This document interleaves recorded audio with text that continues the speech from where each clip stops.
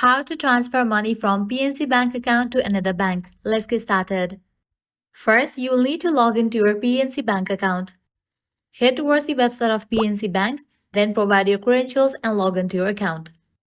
Once logged in, you will be on the account page. On the top menu, click on Transfer Funds.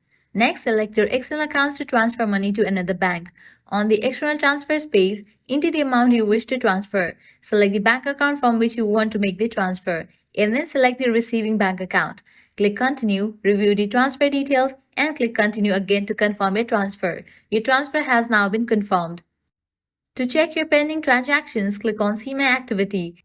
This allows you to view all your pending transactions. If you need to cancel a pending transaction, click on the play button on the transaction row. In the expanded page, click on Cancel Transfer. On the next page, click Yes Cancel and your transfer will be cancelled.